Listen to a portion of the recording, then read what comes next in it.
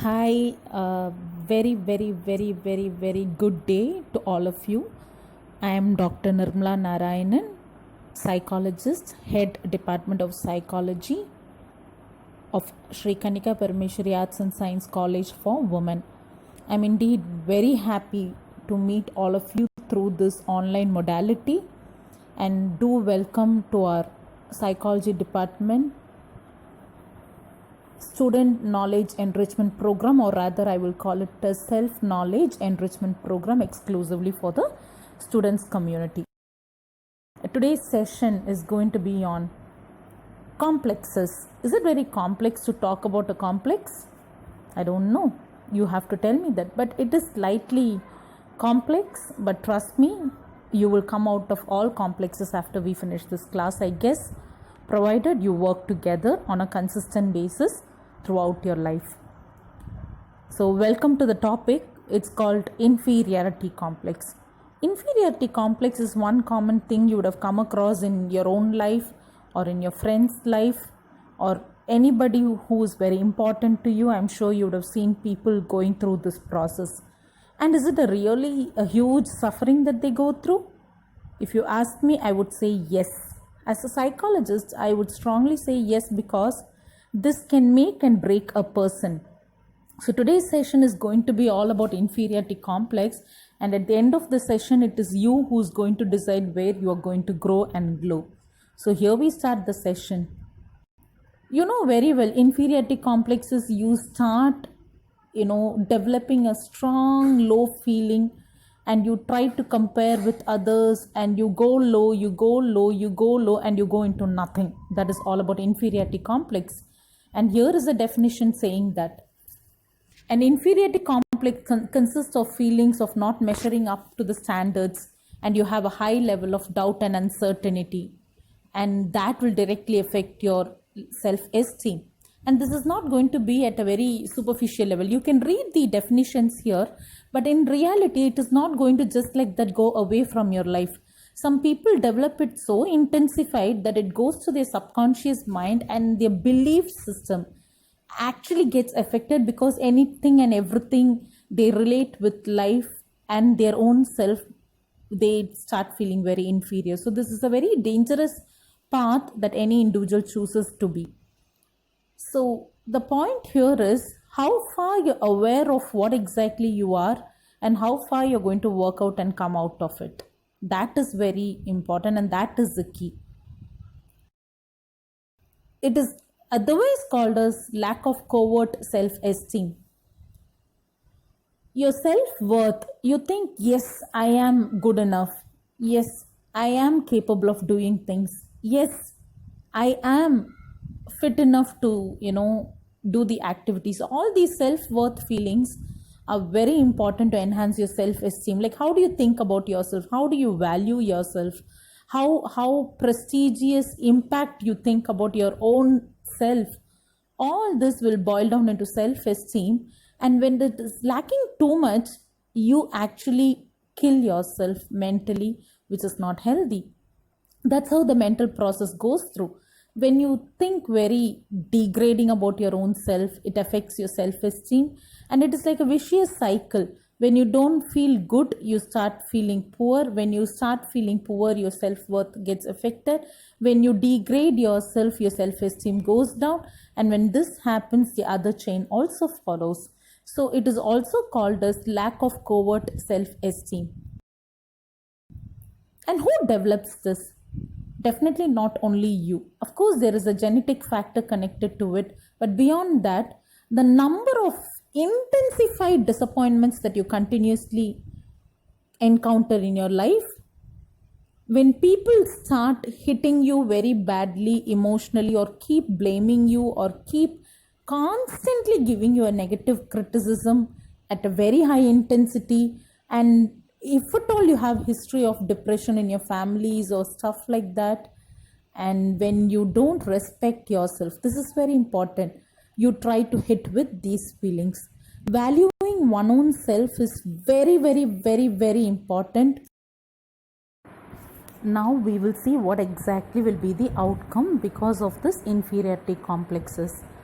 See, every behavior of a child or an adult is an outcome of the accumulated patterns of behavior and the accumulated pattern of reinforcement that they receive.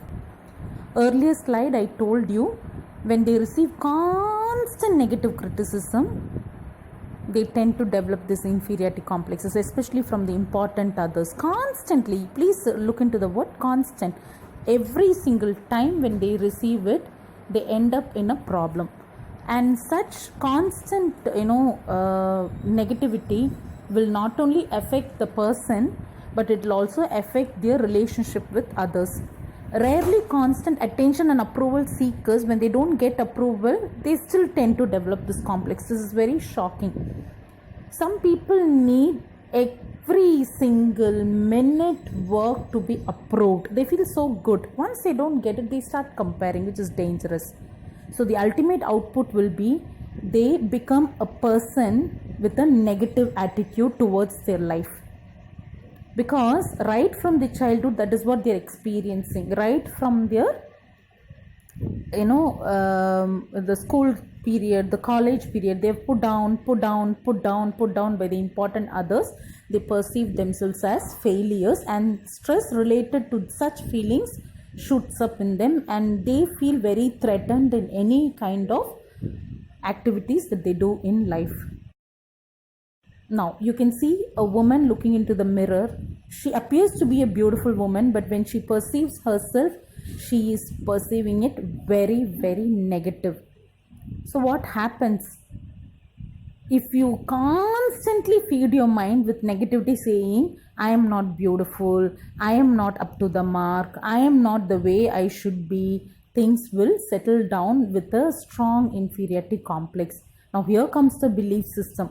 Unless and until you alter the subconscious mind belief level by reframing into positive statements, not just by mouth but from heart, if you reframe, you will alter your thought processes. Now how does this happen? Just by saying it will not happen.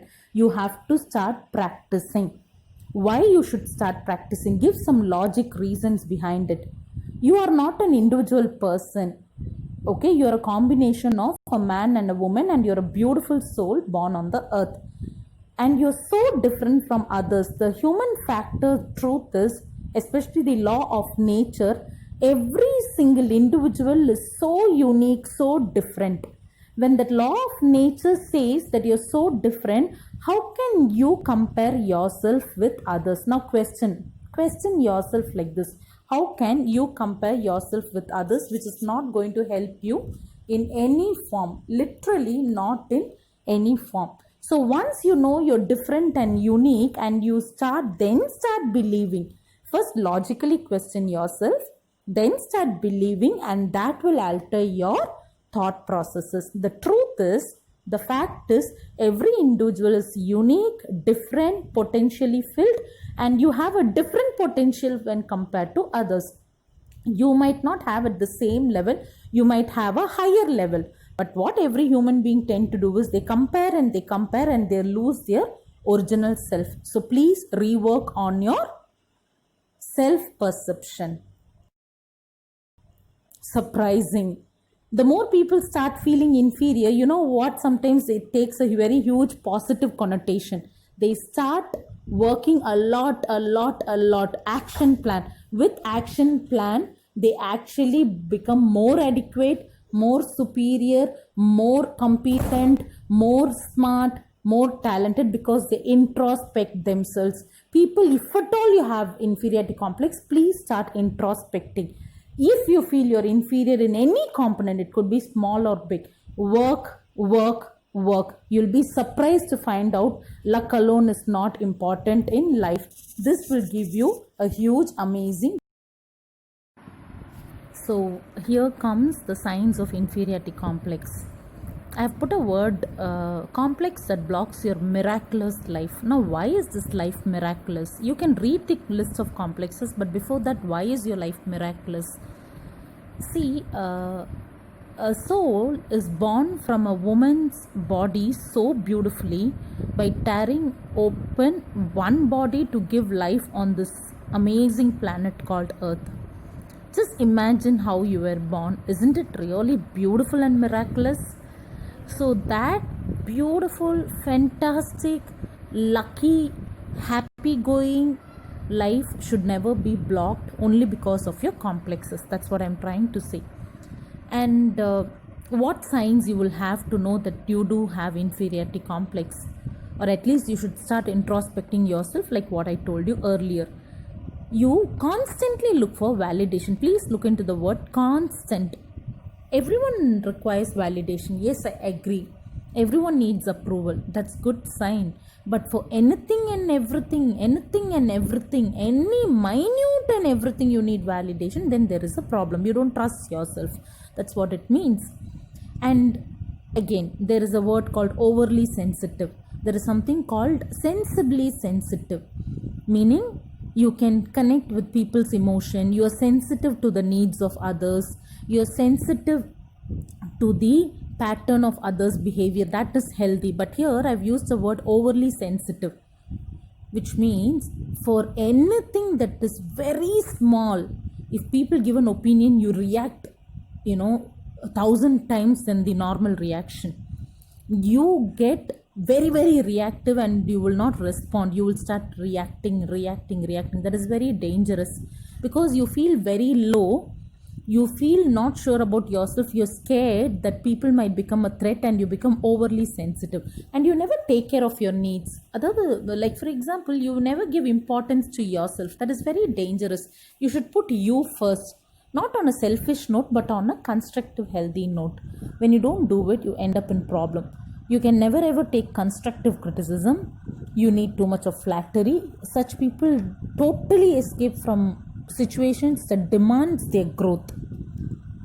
So doesn't mean whoever is running away has inferiority complex, but people who have inferior complex run more and they never get along with any social group. So each individual's kids have different personality patterns, different wishes, different way of connecting people, different extracurricular activities. So they go merge in their own style and interests of social group. They form that way. But such kind of people try not to be in any kind of social group. They just want to be away from people, scaring that they are very low when compared to them. That is dangerous.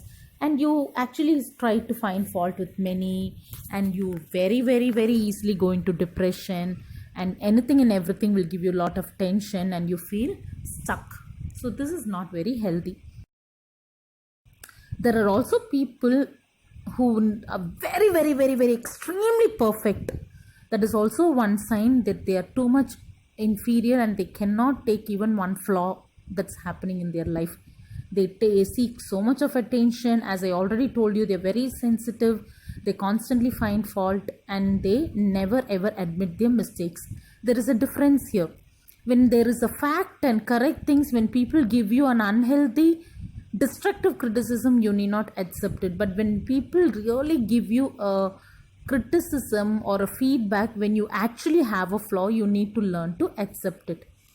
So that is what is mentioned in this particular slide. And here you just have a information of how all these terms came into existence in the field of psychology. It happened in the 20th century by Alfred Adler. And he has also said that the childhood experiences alone are not the reason. Every single time as we grow as an adult, economically are we inferior? People actually do a lot of introspection on that. Physically, psychologically, mentally, maintaining social relationship, maintaining family relationship, getting along with the group. So people tend to feel inferior even as adult. And genetic plays a very important role here. As I already told you, research reveals that genetic reason is also one of the reason. If at all people are, having some flaws in their behaviors, genetic is also a reason. And of course, the cultural messages. And the last part, a very important part given by Alfred Adler, the slide that you're seeing right now. The greater the feeling of inferiority that has been experienced, the more powerful is the urge to conquest. You try to conquer. You try to be very dominant in hurting others. and you end up in emotional agitation, which is not good for you. Very violent emotional agitation. You just get very agitative in your emotional level, which is not good.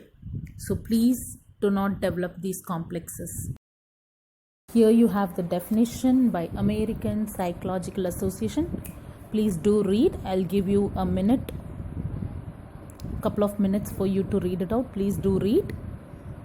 It defines an inferiority complex as a basic feeling of inadequacy and insecurity, deriving from the actual or imagined physical or psychological deficiency. This is a very beautiful way of coining of what the problem exactly is. It says you feel very inadequate, you feel you don't have this, you feel you don't have that, out of which you develop insecurity. And where does all this come from?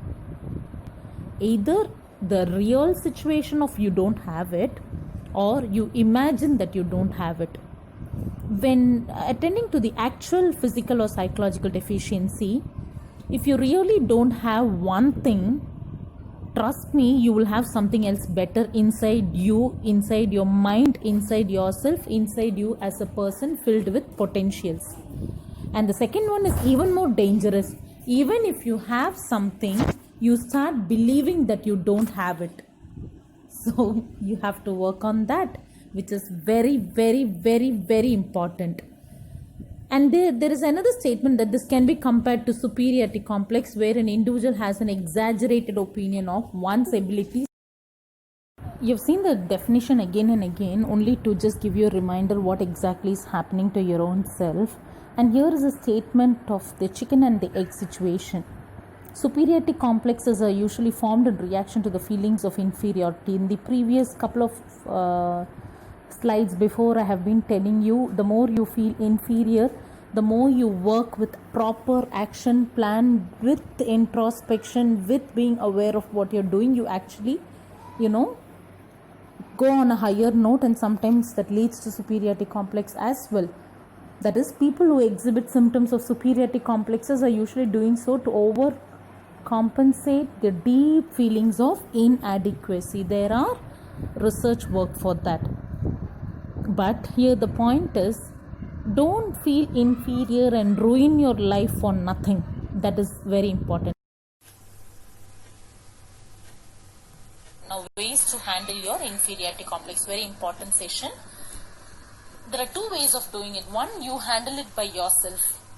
You know, yes, you have a problem. You introspect. Now, you should always ask the question, how do we do the introspection? There are various methods, but the basic, simple, fundamental way is to write down what problems you have, or you perceive something to be inferior and why. That is one simplest method. And at the next level, you can also do a SWOT analysis, meaning strength, weakness, opportunities, and threat. SWOT analysis, sometimes called a SWOT analysis. The threat is replaced by the word challenges. And then you find out what is your weakness, why you feel weak, what are the factors that is making you feel weak, are you responsible for that, or are the people around you making you feel weak? If you do a deep write-up or otherwise a journaling method, it becomes a very good reflection of why you feel the way you feel, and is it the actual anxiety, tension, inadequate feeling, or your perceived inadequate feeling. Matlab, are you perceiving it so, but you still have potentials, but you're not working on your own self? That way you have to bifurcate your problems and then decide what you work and how you work. This is one way of doing. Or you can take guidance from your friends who are really mentally close to you, not just the number of friends that matters, the single friend who is very emotionally connected to you, just through a friendly talk or a suggestion, it can be managed. That is one way. The other way is going for a professional help or seeking any adult at home. They can help you to see yourself better. Like a facilitator, they can guide you better. That could help you on working on your own self. That is one way of doing. The other one I have mentioned here, psychotherapy, the talk therapy. You can have with a professional, vent out what exactly you're going through and see whether it is real or imaginable problems, or you can still work even if it is a real problem. As I already told you, if you're not good in one thing, I'm sure any individual will be extremely good in some other thing, and you have to focus on some other thing that you're extremely good at. So again, I've detailed here, identify your thought patterns, see how you feel about yourself, see how your self-image is, make a conscious goal, be mindful of setting your goals, be mindful of your behavior, be mindful. When I say mindful, be completely aware, clear, with, knowing what you are doing, be focused, be concentrated. In that way, when you set goals, you actually work a lot for your own self and you achieve better. Avoid any toxic relationship which is ready to pull you down. People who are always there only to deteriorate your best of yours, please be away from them. That is very important.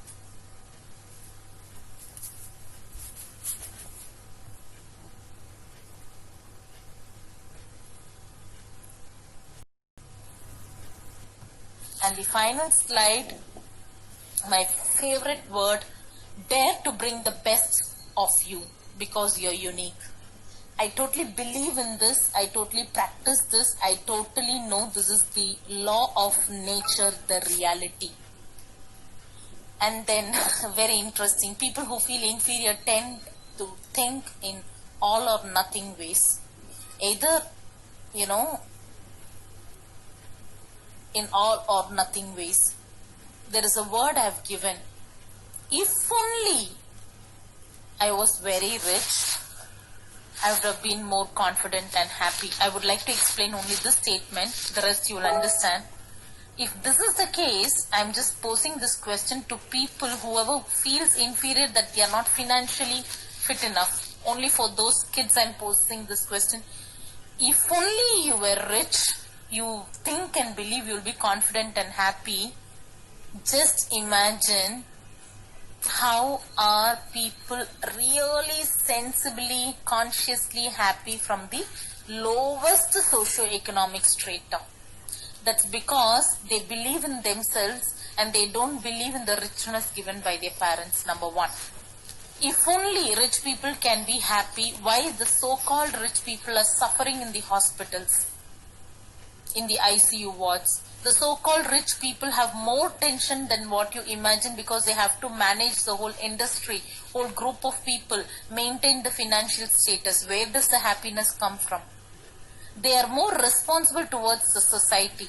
They have their own level of cognitive tensions that they have to manage the whole family, group of employees, which if you even think of it, you'll go mad.